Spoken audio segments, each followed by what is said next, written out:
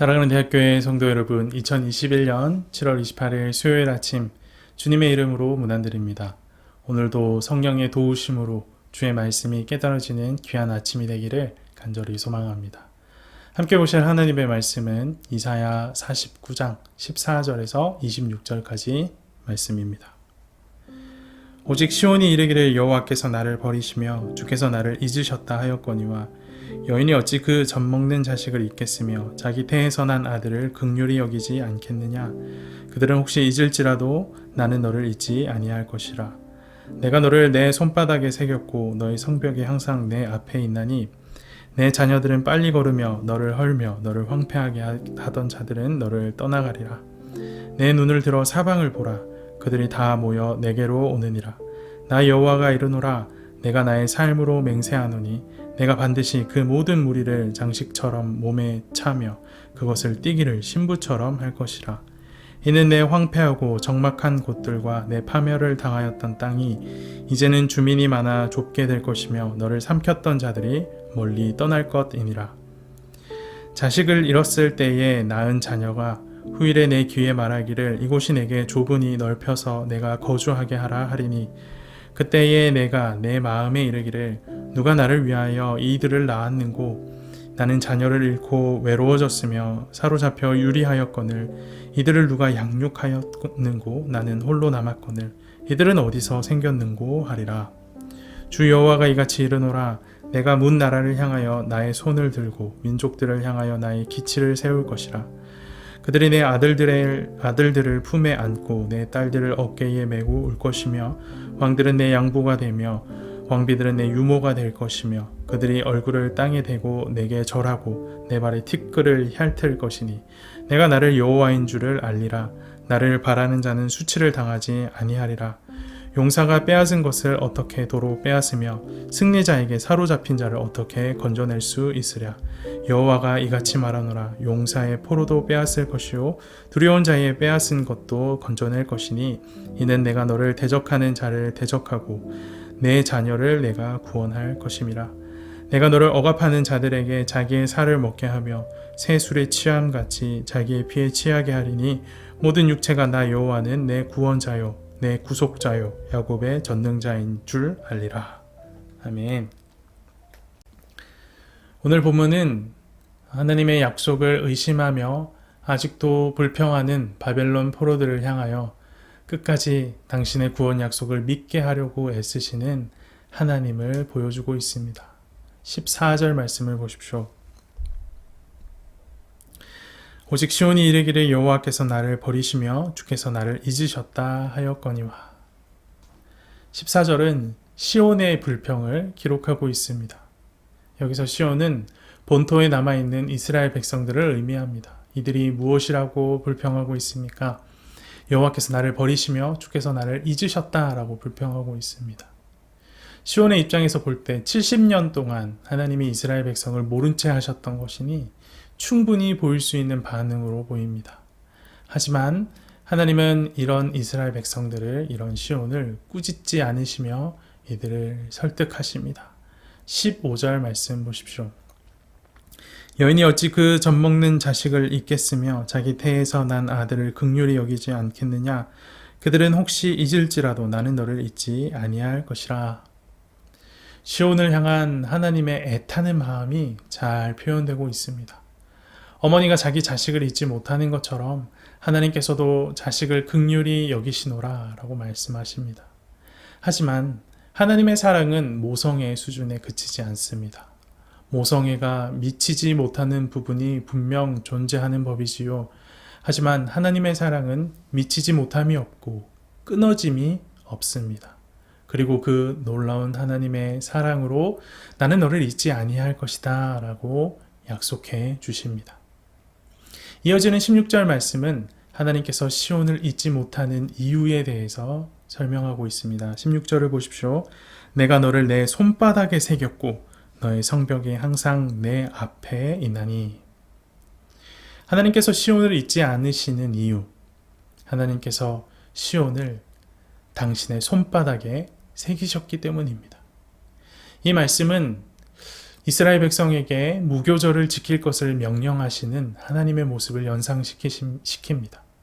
이것으로 내 손의 기호와 내 미간의 표를 삼고 여호와의 율법이 내 입에 있게 하라 라고 명령하셨었지요. 하나님이 행하신 일을 손에도 새기고 미간에도 새기고 입으로 늘 고백하여 잊지 말고 그 일을 기억하라 라는 명령이자 요청입니다.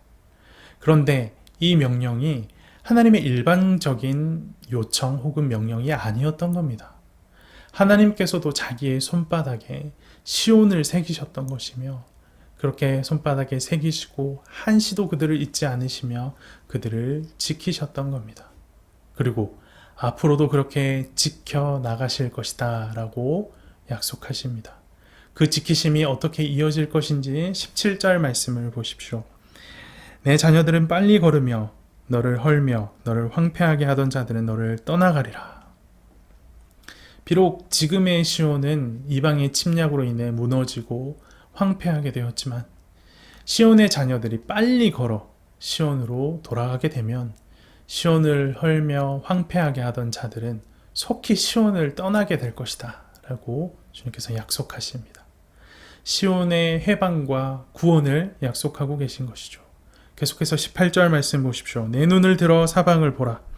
그들이 다 모여 내게로 오느니라. 나 여호와가 이르노라. 내가 나의 삶으로 맹세하노니 내가 반드시 그 모든 무리를 장식처럼 몸에 차며 그것을 띠기를 신부처럼 할 것이라. 사방에 흩어진 이스라엘 백성들이 시온을 향하여 모여들고 있는 모습입니다. 그리고 시온을 향한 하나님의 약속이 거듭되어집니다. 모여든 이스라엘 백성들을 기금속처럼 몸에 차서 신부처럼 아름답게 단장하시겠다라는 약속입니다. 고대 사회에서는 자신이 섬기는 신으로부터 버림받은 도성을 과부라라고 묘사했었고, 다시 신의 선택을 받은 도성을 신부라고 표현했다고 합니다. 하나님께서 시온을 신부처럼 단장하시겠다라는 이 약속은 시온을 다시 그 아름다운 모습으로 회복하시겠다라는 약속인 겁니다.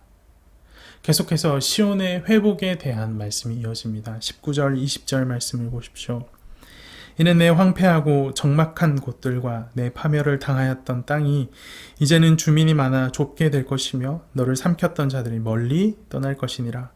자식을 잃었을 때에 낳은 자녀가 후일에 내 귀에 말하기를 이곳이 내게 좁으니 넓혀서 내가 거주하게 하라 하리니.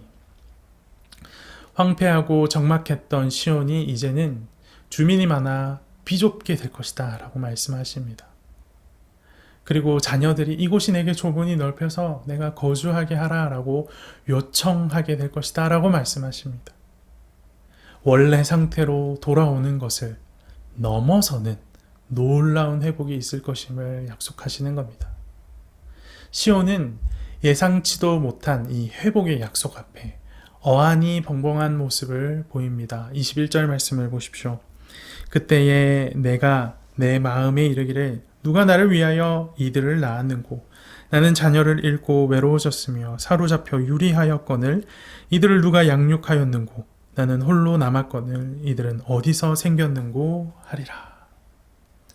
홀로 남겨진 과부와 같던 시온에게 상상치도 못한 기적이 일어난 겁니다.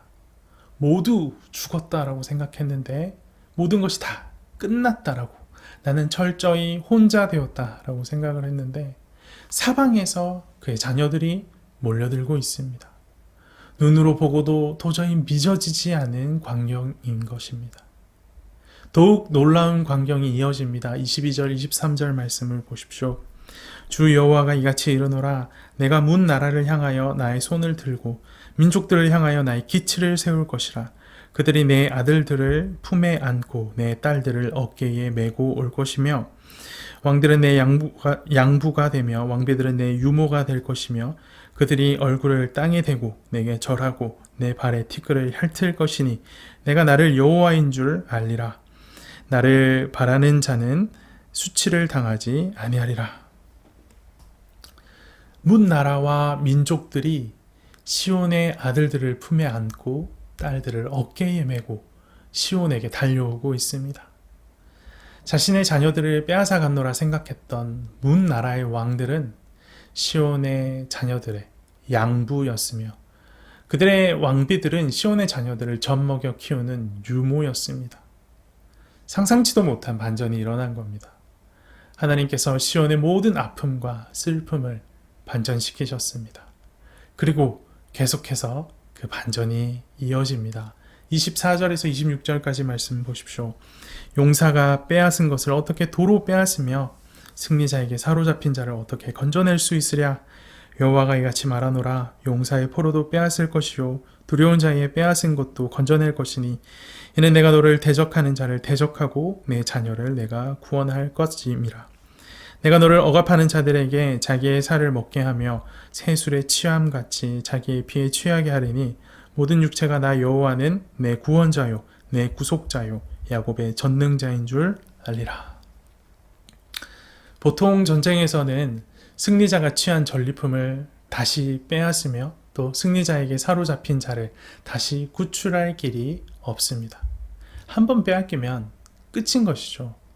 더군다나 70년 동안 바벨론 포로 생활을 했던 백성들을 되찾아오는 그런 일은 굉장히 희귀한 일입니다. 그런데 하나님께서 그 희귀한 일을 행하시겠다라고 말씀하십니다. 하나님은 시온을 대적하는 자를 대적하고 시온의 자녀들을 구원하시겠다라고 약속하십니다. 하지만 이 약속 앞에서도, 이 말씀 앞에서도, 이 하나님의 계획 앞에서도 끝까지 돌이키지 않고 끝까지 시온을 억압하는 자들에게는 끔찍한 일이 일어나게 됩니다. 자기의 살을 먹고 세술에 취함같이 자기의 피에 취하는 일이 일어날 것이다 라고 말씀하십니다. 사실 이런 일들은 극단적인 가난과 가뭄을 만났을 때 일어나는 일들입니다. 그렇다면 하나님께서 이와 같은 일, 그런 극단적인 가난과 가뭄을 하나님의 말씀을 지키지 않는 자들, 하나님의 말씀을 무시하는 자들에게 행하시는 이유가 무엇일까요? 말씀이 말하듯이 모든 육체가 나 여호와는 내 구원자요, 내 구속자요, 야곱의 전능자인 줄 알도록 하기 위함입니다. 오늘 본문인 이사야 49장이 선포되었을 당시는 이스라엘 민족의 대부분이 아수르, 애굽, 바벨론 이 세 나라에 흩어져 있을 때였습니다. 하나님께서 때가 되어 흩어졌던 이스라엘 백성을 모으시려고 시온으로 돌아오라 라고 외치시면 그동안 이스라엘 백성들을 붙잡아 억류했던 열왕과 왕비들은 이스라엘의 양부모처럼 이스라엘을 품에 안고 어깨에 메고 달려올 것입니다. 이때 그 여호와의 신호를 보고 함께 오는 열왕과 왕비들은 그냥 단순히 그들을 데리고 오는 것이 아니라 항복하는 사람의 자세로 시온을 찾아올 것입니다. 23절에서 우리가 보았던 것처럼 얼굴을 땅에 대고 절하고 시온의 발 티끌을 핥게 될 것입니다. 구약은 예수님의 메시아적 통치를 이런 방식으로 설명을 합니다. 그런데 중요한 것은 이 예언이 유대인 국가에서 일어난 일이 단 한 차례도 없다라는 겁니다. 유대 국가에서 일어나고 실현된 적이 한 번도 없습니다. 이 일은 딱 한 번 유일하게 우리 눈앞에 실현된 적이 있었는데 바로 예수님으로 인해 실현된 일입니다. 하나님께서 열왕과 왕비들을 굴복시켜 예수를 그리스도시요 주라고 시인하게 만들어 모든 이름을 예수의 무릎 앞에 꿇게 만드신 예수 그리스도 십자가와 부활 사건, 딱 한 번 있었던 일입니다. 항복을 한다는 것, 얼굴에 땅을 대고 누군가에게 엎드린다는 것, 분명 굴욕적인 일입니다. 하지만 그 대상이 예수님이라면 달라집니다. 예수님께 항복하는 자의 굴복은 죄와 죽음의 권세로부터 해방되는 항복을 하는 것이기 때문입니다. 예수님께서 우리로 하여금 무릎을 꿇게 하는 것은 겉으로 보면 항복을 받아내는 모습이지만 실은 우리를 살리는 일, 우리를 구원하는 일입니다. 예수를 그리스도로 믿고 나의 주인으로 인정하며 살아가는 인생, 이것을 성령을 모르는 자들, 예수 그리스도를 모르는 자들이 보면 내가 힘이 없어서 항복한 것처럼, 내 부족한 것 때문에 굴복한 것처럼 볼 수도 있습니다. 그래서 누군가는 그것이 바보 같다라고 놀릴 수도 있고 미련하다 비판할 수도 있습니다. 하지만 예수께 굴복하는 것은 결코 미련한 일도 아니고 부끄러운 일도 아닙니다. 예수 안에 진정한 자유가 있고 예수 안에 참 평안이 있기 때문입니다. 하나님께서 그 얼굴을 감추시는 기간이 길어지고 악인이 오히려 떵떵거리며 살아가는 현실을 오래도록 경험하다 보면 주의 약속의 말씀보다 세상의 형통함에 우리의 마음을 빼앗길 수 있습니다. 충분히 그럴 수 있습니다. 오늘 시온이 보여준 반응처럼 하나님께서 나를 잊으셨다라는 생각을 할 수도 있습니다. 이때 우리는 하나님께서 시온을 설득하셨던 그 말씀을 잊지 말아야 할 겁니다. 내가 너를 내 손바닥에 새겼다. 너의 성벽이 항상 내 앞에 있다.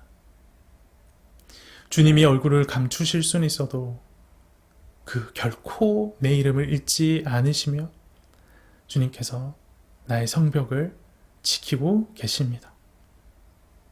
이 사실을 기억함으로 때를 버티고 기다리면 약속하신 반전을 반드시 이루실 것입니다. 주의 손바닥에 새겨진 나를 기억하며 주의 약속하신 말씀 위에 굳게 서서 주님의 반전이 일어나기를 묵묵히 기다리는 대학교의 성도들이 되기를 간절히 소망합니다. 함께 기도합시다. 살아계셔서 역사하시는 하나님 아버지 감사합니다. 주님께서 얼굴을 감추신 것 같은 때에 주님께서 우리를 잊으시고 떠나신 것 같은 때에 하나님 앞에 불평하며 주님의 약속을 믿지 못하겠노라고 신음하는 그때에 주님께서 우리를 찾아오셔서 내가 너를 내 손바닥에 새겼노라라고 말씀하여 주시고 내가 너를 내 눈앞에서 무너지지 않도록 지키고 있었노라라고 말씀하여 주심에 참으로 감사드립니다. 하나님, 우리 대학교의 성도들 각자의 삶이 참 어렵고 힘듭니다.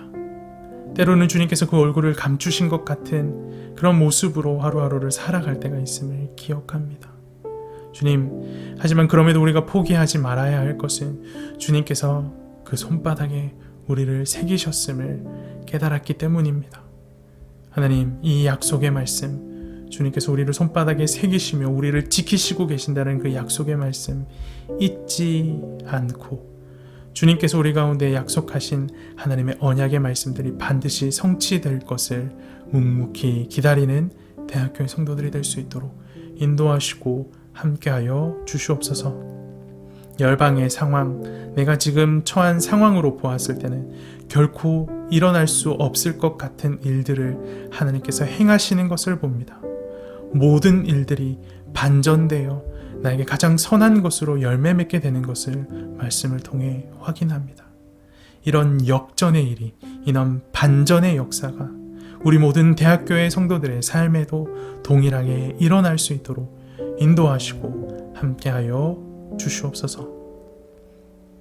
성령의 충만함을 구합니다. 말씀 붙들고 오늘도 주의 말씀 붙들고 버티는 대학교의 성도들 가운데 충만하게 함께하여 주셔서 자로로나 치우치지 않게 하시고 말씀 의지하여 주님께서 허락하신 그 길대로 묵묵히 걸어가는 대학교의 성도들 될 수 있도록 함께하여 주시옵소서. 이 모든 말씀 살아계신 예수 그리스도 이름으로 기도합니다. 아멘.